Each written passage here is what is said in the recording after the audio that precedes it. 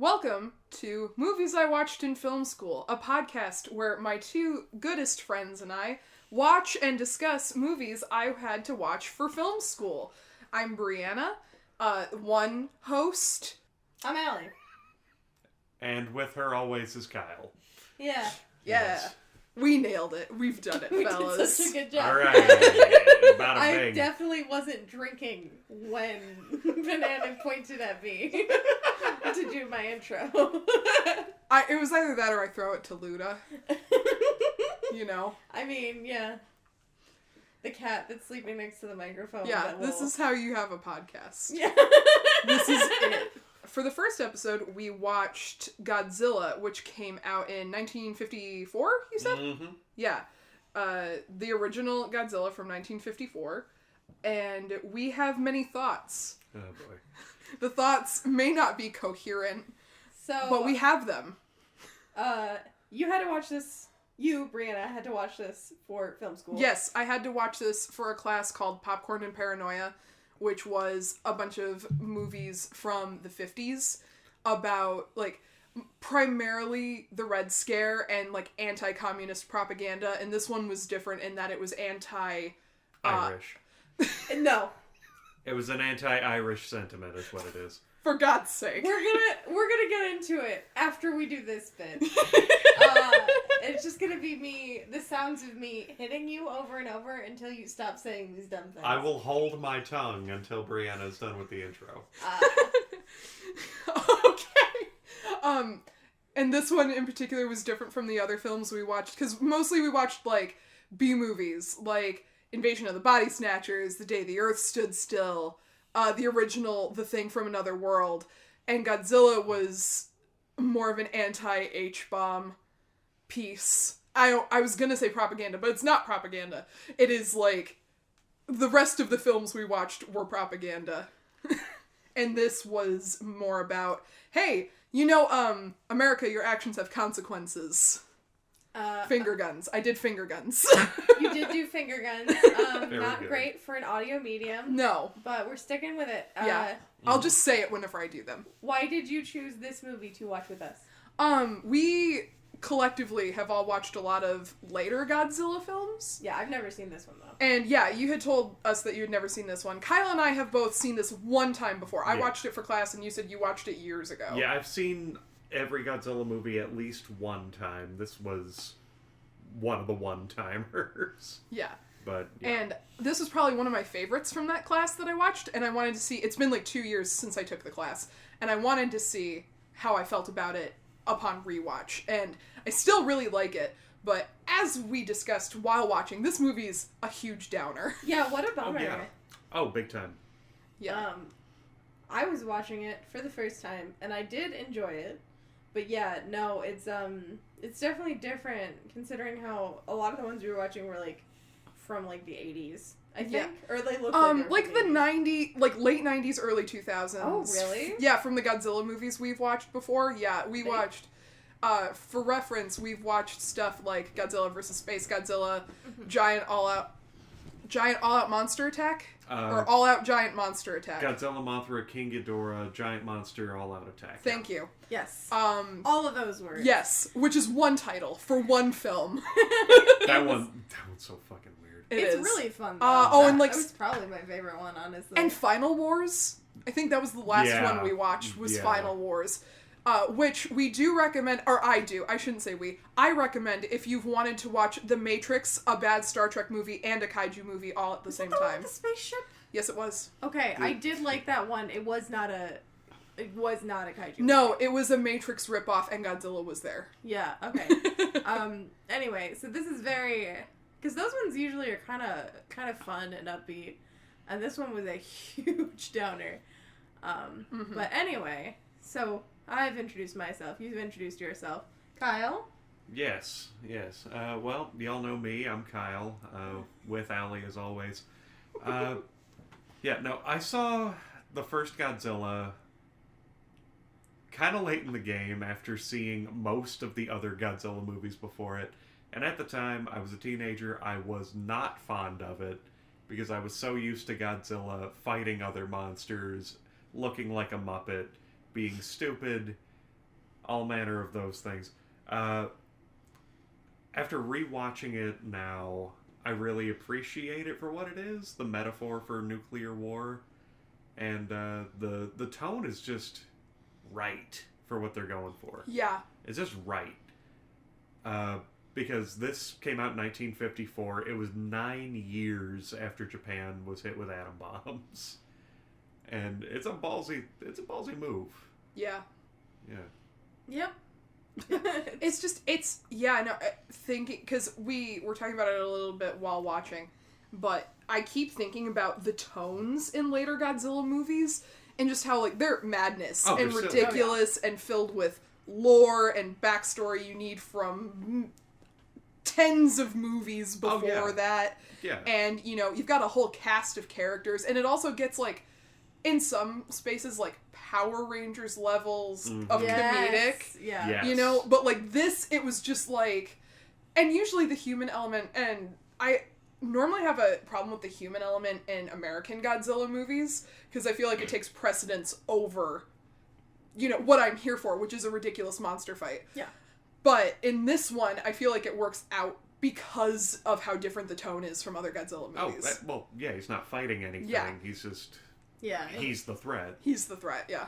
I think that was the other thing that kind of threw me off is, I think in most of the ones we've watched, just either by coincidence or because this is what you prefer, and usually it's one of you two picking for me because I haven't seen most of them, it's usually one where there's a different kaiju and humanity is kind of calling on Godzilla to take care of the problem. Yeah. Or vice versa, like, they're calling on the other kaiju to take down Godzilla Yeah, sometimes. just not in the ones that I have seen. Yeah, Like, that's what I mean, the ones that we've watched, yeah. It's been mostly, like, a different kaiju shows up, and they're a bad kaiju, so we try to, like, wake up Godzilla in his, like, underwater cave to take care of the bad kaiju for us. I do love his Atlantis house. So it was a little strange to see just one kaiju, no kaiju fights, and then Godzilla is actively the threat. So, yeah. Yeah, it's jarring to think about. Yeah. Just Godzilla going from the ultimate metaphor and cautionary tale of nuclear war and the consequences of using weapons of mass destruction, going on to be the savior of humanity, and just that is weird. The ultimate Japanese superhero, essentially. Yeah, when you look at it in that context, it's a little gross, actually. It's strange. It's very strange. It's real weird. Yeah. How Godzilla's design over time. Let's talk about that for a minute. He looks very silly in this one. He's a lumpy, wet puppet, and I'm kind of here for it. Okay, but, like, I do actually... That is one of the things I like about this one. Is, like, the first couple shots you get of him, he's, like, there's, like, a hill that the human characters are, like, running up, and then he, like, kind of pokes his head over the hill.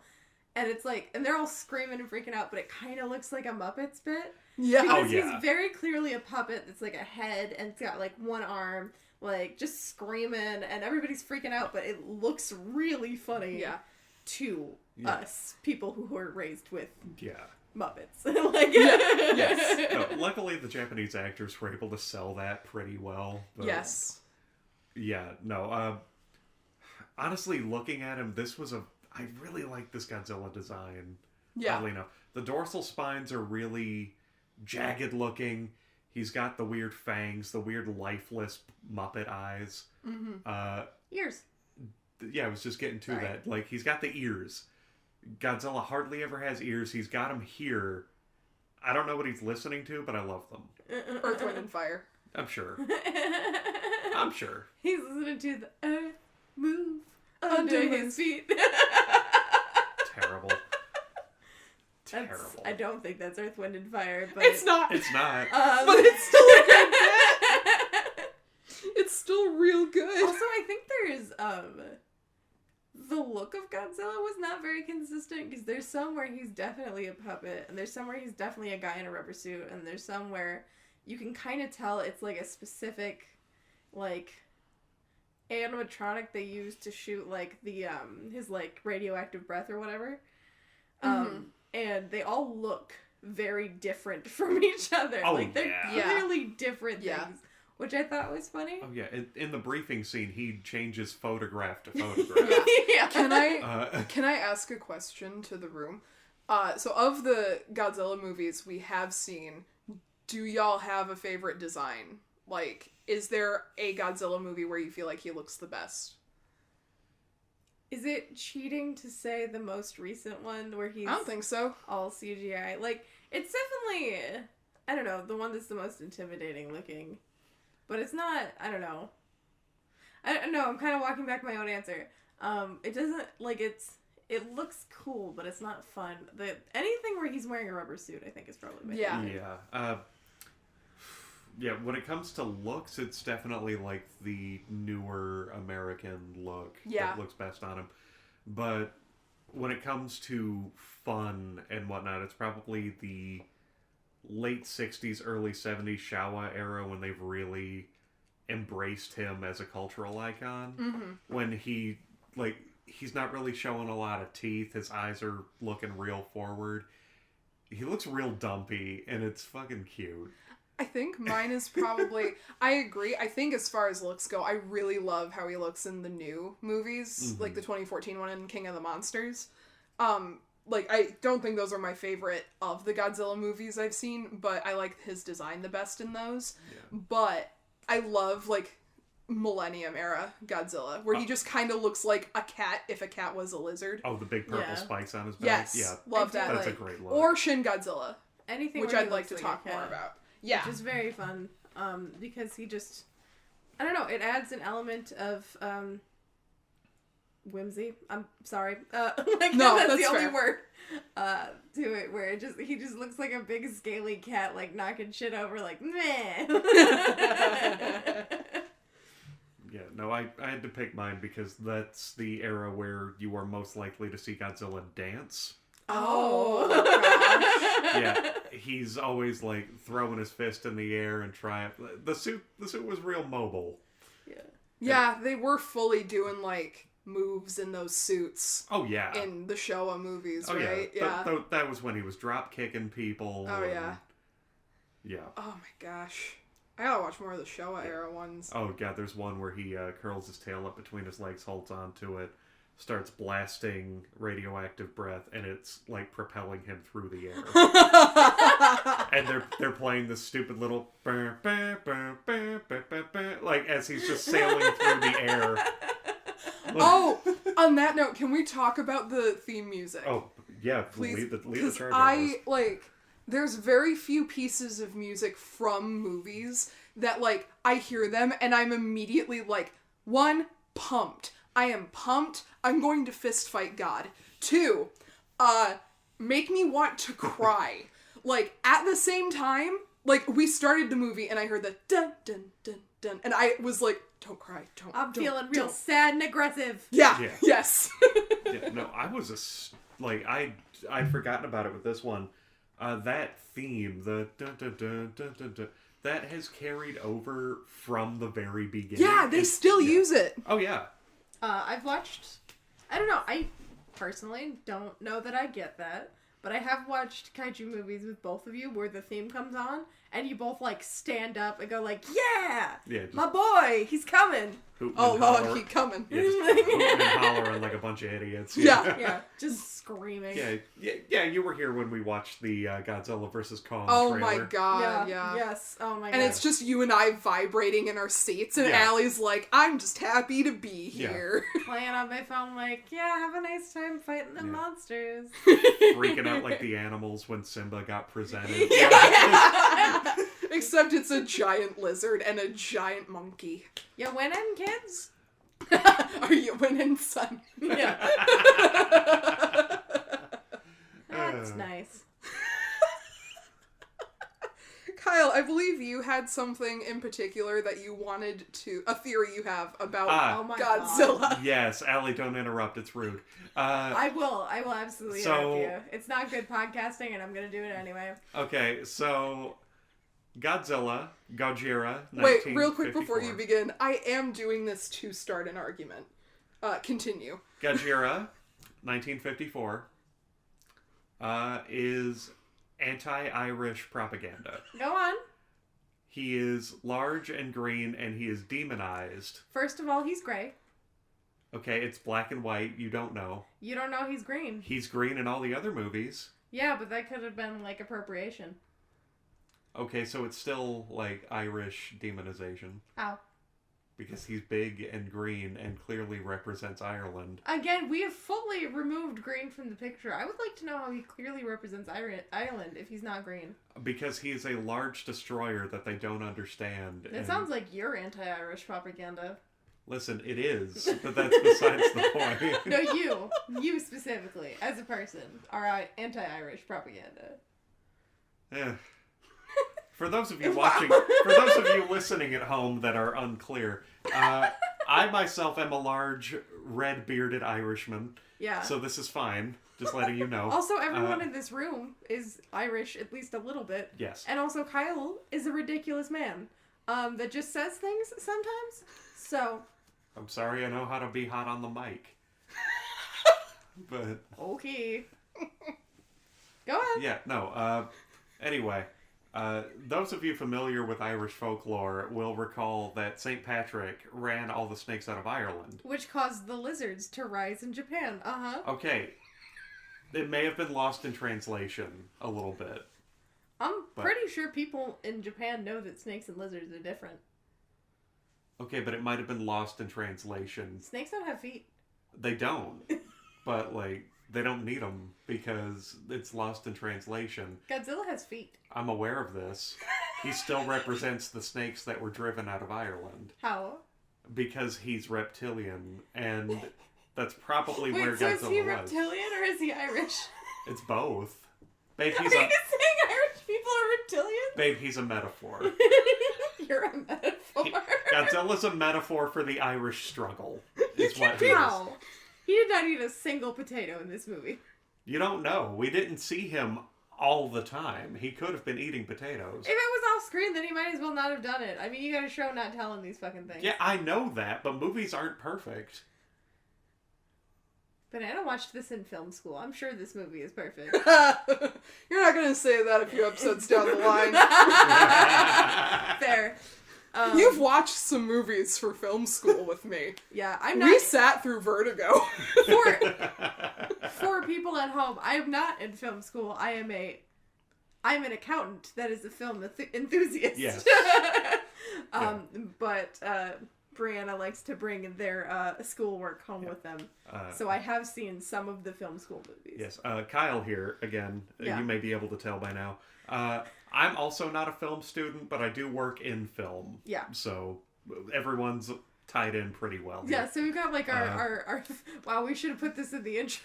That we're fine. not just a bunch of assholes. I mean, we are. I mean, we can be both. Yeah. We can be assholes and film enthusiasts, students, makers. Yeah. Yeah. That's one word. Students makers. Enthusiast students makers. Yes, that's us. Wow. Gotten off track. I'm so glad that I got to hear your thoughts, Kyle. Allie, rebuttal. I've been rebutting. Rebut more. No, I'm joking. I've completely forgotten most of what he just said. So there's not a lot left. That's fair. Really. Godzilla represents the fear of a free Ireland. How? Because they're trying to oppress him What? by making him look like a monster in this film. He was destroying is actually Japan. a monster in this film. He fully Yes, killed a bunch of people. I know. He represents the idea of a free Ireland. How? I'm gonna need some dates. If I have to explain it to you... Yeah, you do. you Also, I'm gonna need you to do this with what all of the other kaiju symbolize, starting with Space Godzilla or Megalon. Well, Yeah, Space Godzilla represents The the moon? homosexual community. Oh, that's fair. Yeah, no, that's Yeah, true. It's the shoulder pad stuff. Yeah, for those of you watching at home, picture Godzilla as Elton John. Yeah, dressed like Elton John. Yeah. That's Godzilla. I'll give you that one. Giant gemstone shoulder pads. And what was the other one? Megalon?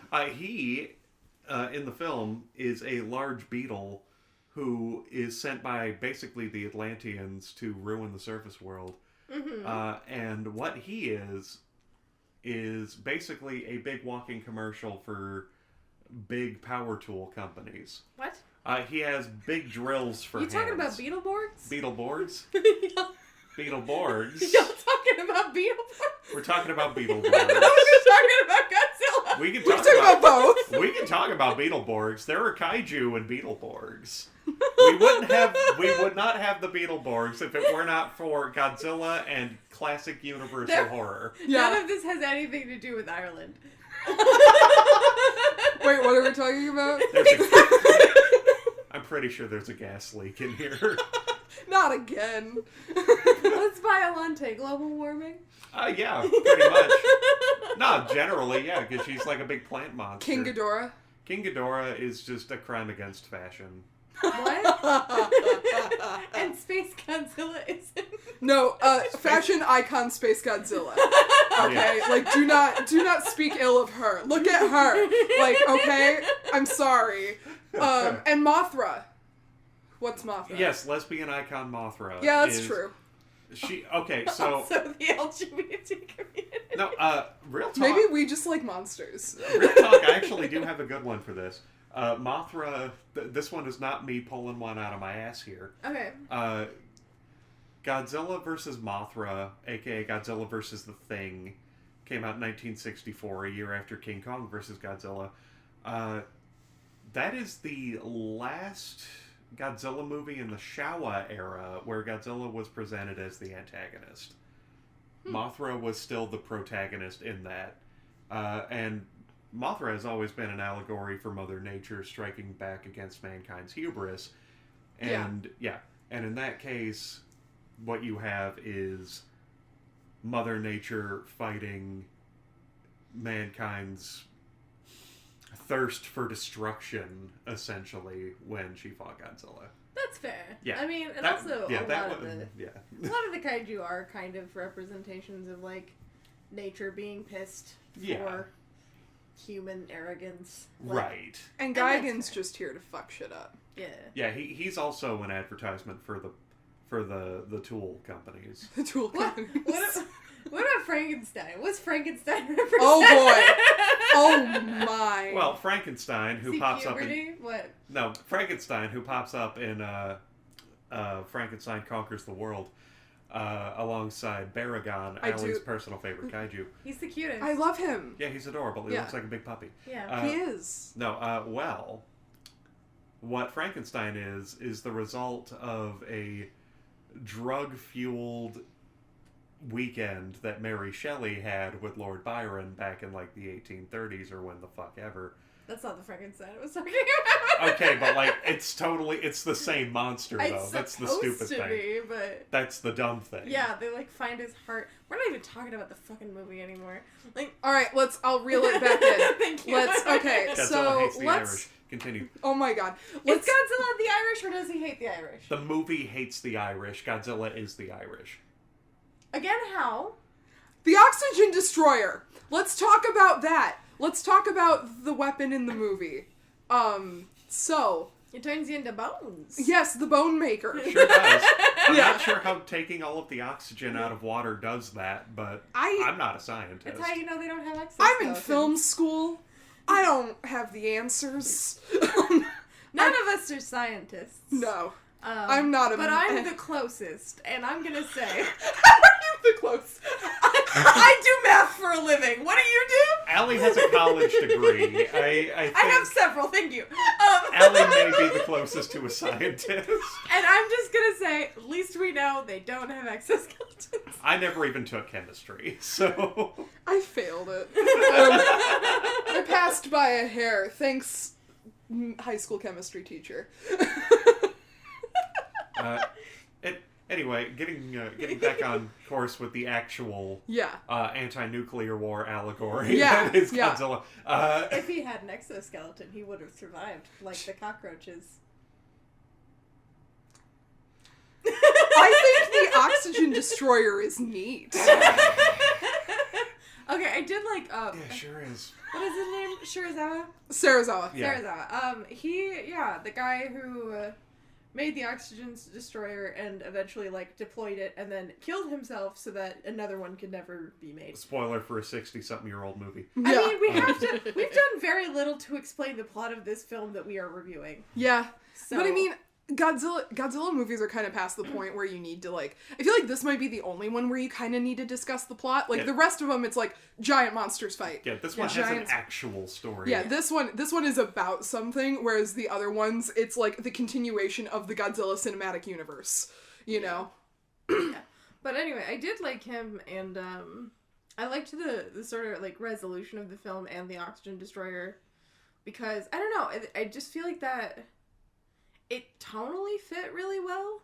Him sort of being like, look, we're only doing this once. I'm not making another one. I'm destroying all of my research, and I've killed myself with my own weapons. So. Yeah. Yeah, no, it's not something you see a lot of. Like, most, like, I wouldn't call him a mad scientist, but No. like, most mad scientist characters are usually undone inadvertently by their own work and their own hubris. He recognized it and decided to face it, and you don't see a lot of that in science fiction. Yeah, and he's also, like, for, like, a mad scientist type, he's more of a realized character, because he has, like, a fully fleshed out backstory, and, like, you understand his motivations, and, like, he had to be talked into using the oxygen destroyer to kill Godzilla. Like, he didn't want to do it at first, and he had to be talked into it. Oh yeah, it was the last resort. Nothing else had worked so far. Thanks, team of singing choir girls, for inspiring this. Can we talk about that a little bit? Like, just, like, touch on it? Yeah, that scene It's is so so weird. It's like, I don't know, it's definitely a cultural thing that I think doesn't really translate super well, so I don't want to, like, rag on it too much. Yeah. Because, like, that just feels, you know, kind of ignorant, but it is weird. It's weird to see. Yeah. Just, like, with, like, the climate of the film, like, everything that is going on, and it's like, we put all of our children in this place for to sing. But only the girl children, because they're the ones that can sing the best, baby. Yep, we have to put footage of disaster areas over their singing. Yeah. And, yeah, I think that's probably, you know what it is. You know, it's probably how people that don't live in America feel when, like, some movies get to a weird, like, America vein. Like, you know, like, where someone will be like, because in this country, we're all free. And then they'll show, like, a scenic vista or, like, mountains or something. And an eagle, yeah. Yeah. No, but fully some, like, yeah. action movies and stuff do that. And, like, I'm sure that's how I felt watching the American Schoolgirls, is about how people who don't live in America or maybe don't speak English as a first language feel about when they see stuff like that. So Yeah. Maybe, yeah. That's fair. It is also worth noting that this is one of the few times where the human story in a Godzilla movie is actually interesting. Yes. 100. Like, that's something that really gets my goat in all of the fucking American ones. Like, especially the most recent ones, because I hate the 2014 Godzilla movie. It's, like, parts of it are really pretty. I like everyone that's in it, and I should enjoy the movie. Overall, I can't stand it. I thought it was very forgettable, and I can't stand it. Honestly, like, the 2014 one was just such a letdown. It started to get better in King of the Monsters, but I really like the human element in this one because it makes sense with the story. Yeah, like with the tragedy that's happening. Yeah, exactly. Yeah, no, it definitely is. Also, sometimes the human storylines in these movies just don't make any damn sense. Like, what was it? I think it was in one of them we watched, the, like, side plot was about, like, psychics trying to control baby Godzilla. Is that Space Godzilla? I want to say. I think it's Space Godzilla was in it? It's part of that. I think that's, like, a plot line in the Millennium movies. Yeah. Like, it's a... Yeah, psychics get real big. It just, after a while, the human stories just get so, like... bizarre. Yeah, that you kind of can't care, but this one's really, really grounded. Oh, yeah. Because Godzilla's, like, he's the focus, he's the centerpiece, but, like, he's not the protagonist. Yeah, he's more of a natural disaster that's happening. Yeah. That's exactly what this is. It's a disaster movie more than anything. More than, that's why I've never thought of this movie as a monster movie. I've always thought of it as a disaster movie, because monster movies to me are like The Thing, or like the old Universal Studios movies. Those are monster movies. This is about just destruction. Oh yeah. And just like we were saying, like mankind's hubris and stuff like that, and I feel like everything just kind of fits perfectly within it. A cat has woken up. There's a cat in here. There's a cat in here. The cat's sitting next to the microphone. Yeah. I took a bunch of pictures, so you'll have to, like, put them in somewhere. Yeah. It's gonna be... If we don't get the Irish Godzilla thumbnail, it's gonna be this. Yeah. Yeah, because you're so cute. Sleepy. But, yeah, no, because you could take Godzilla out of this movie and replace him with, like, a typhoon or, like, a tidal wave or something, and it's still basically the same movie. Yeah. Yeah. Yeah, no, this also has one element that doesn't carry over to any other Godzilla movies, at least that I can think of, where he is emitting radiation wherever he goes. So it's not just the threat of the big lizard, he's also just leaving a trail of sickness. Yeah, I'm trying to remember. I feel like they did that in oh my god. The newer one? Shin? No, I think they may have done it in Shin, but I can't remember it. But no, the Matthew Broderick one. I was trying to remember the director. It's the guy that directed Independence Day. Oh god, like Godzilla 97. Yeah, whatever 90s. Yeah, I think they did it in that one. Yeah. Maybe. I feel like it's at least an element, or at least. Yeah, I don't know why it's stuck in my craw for some reason. Oh, another thing about this movie that I liked is some of the sillier ones. I feel like when they're taking it more seriously, this doesn't happen, and then the silly ones, this tends to happen. The size of the kaiju is very inconsistent. Mm-hmm. Yes. In some of the movies, because, like, it kind of depends on, like, what scene it is and, like, what they need them to do with the scene is how big they are. Yeah. But in this one, he was pretty consistently sized. Yeah, like he was about the size of an electrical tower. Yeah. We were able to see. They gave us some good reference points. Yeah, and it definitely, I think, the first, like, where he, like, shows up over the hill, I was like, that doesn't make sense. Like, if it's a mountain, he shouldn't be that. But after that, he was pretty consistently sized for the whole movie. Which I appreciate, because it's very, like, jarring to be watching one of these and, like, wait, no, he shouldn't be tall enough to do that. Or, like, suddenly he's, like, half the size that he was, and it's all for, like, plot reasons. It's like, okay, whoever wrote this just didn't know what to do next. But do you want to record a theme song? Yes, go for it. I'm kidding. Oh, I thought you were serious. Now my hopes are dashed. I'm not doing it. Oh boy. You gotta do it like crooner style, like Godzilla, like something like that. Bring out your best Elvis impression. It's just gonna sound like Cher. That's what I meant. Godzilla, here's a fucking lizard. Sorry.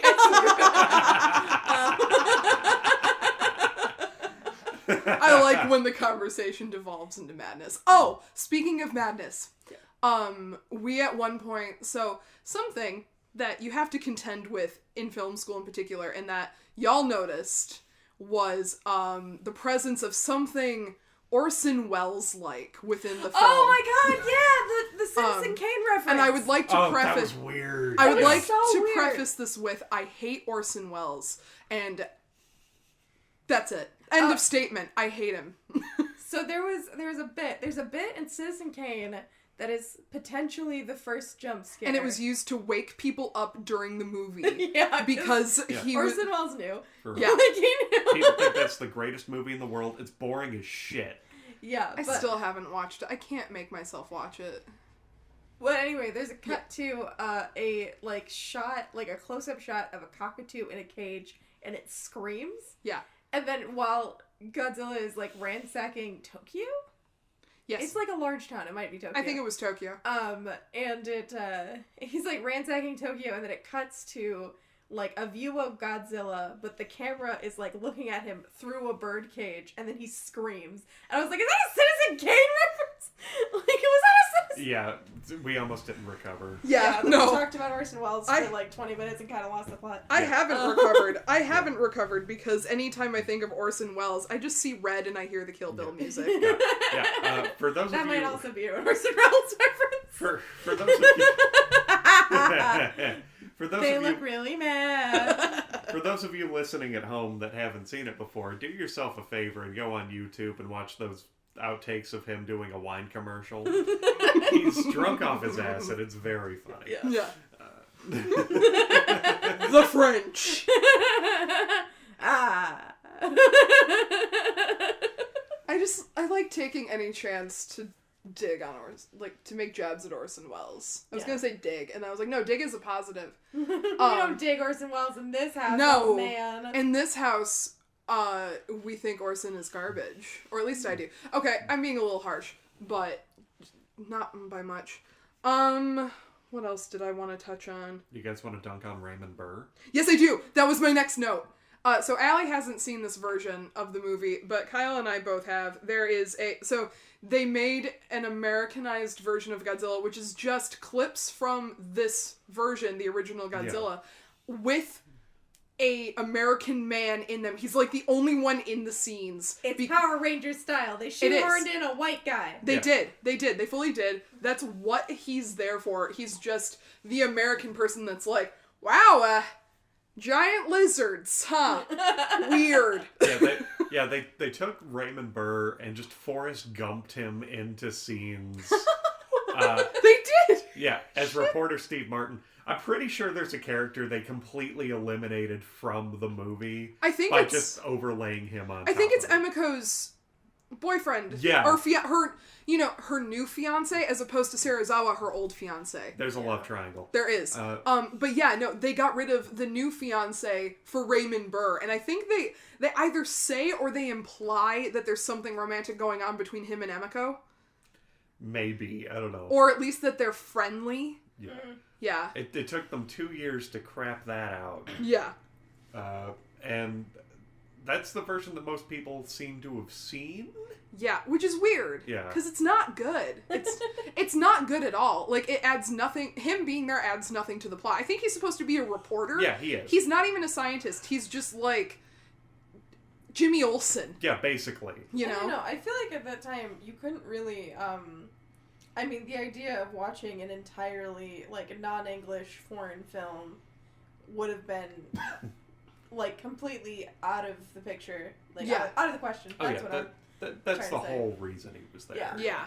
Completely out of the question for like most American audiences. Yeah. At least that's what a film studio would have thought. Like they would have just said no, they're not going to watch it if there's not an American perspective, if the people aren't speaking English.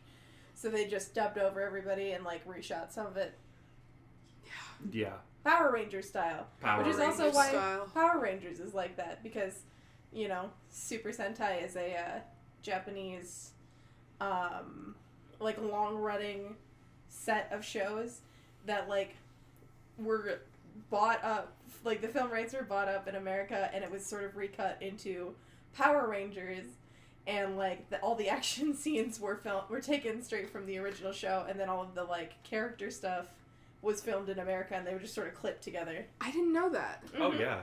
Wow. I knew that a lot of it was made in a similar, but I didn't know about like how the long running show and everything. Oh yeah, all of the like the fact that Power Rangers is still running is because Super Sentai is still running.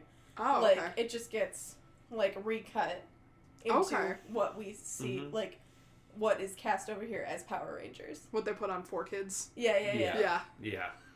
But anyway, a little bit of backtracking. Mm-hmm. The stuff with Raymond Burr and whatnot, probably the more widely distributed version of the movie is probably what led to more Godzilla movies down the line, because that was the one that they called Godzilla King of the Monsters. It gave him a title. I mean, what was he king of at the time, though? There were like 10 monsters total, but I guess he was the biggest. But, yeah. So we are almost at time. And I would like to take this. I had an idea for the closer. Uh-huh. I would like for us to attempt to market the oxygen destroyer. You are an advertiser, and you have to market the oxygen destroyer. Alright, give me a second. Hold on there, don't touch that dial. Do you got too many fish in your tank? Giant monsters destroying your city? Aquatic mammals just sort of mucking things up on your beach? Have you tried the oxygen destroyer? Works better than bullets? It ain't a nuke. It ain't nuclear powered whatsoever, ladies and gentlemen. You just twist it, drop it in, and like a Tide Pod, you just forget about it. It cleans house for you. Dr. Sarazawa's patented oxygen destroyers. Okay, that was really good. Yeah, no, that's solid. Yeah, that was it. Yeah. I have nothing. All right. That's kind of the angle I wanted to go. Just, hey, do you hate fish and also all life in the world? Yeah. Do you want a doomsday device right there in your pocket? Yeah. It's about the size of a pea. Used it to kill all the fish in your tank. I don't know. The one at the end was the size of a bread box. Yeah, well, yeah, he had to kill something big with it. Yeah. Yeah. Do we have any final thoughts on Godzilla? Go on. Here we go, brah. Don't listen to Kyle. That's my final thought. On Godzilla. For any future Godzilla makers, if I may, more wet, lumpy puppets. That's my only suggestion. He is lumpy. You can't kill me, I'm lumpy. And no explanation for that joke. No. Bye, everybody. Nope, you don't get nothing. Alright, so the next episode is going to be on Alfred Hitchcock's 1960 film Psycho. So thanks for joining us for the first one, and we'll see you next time.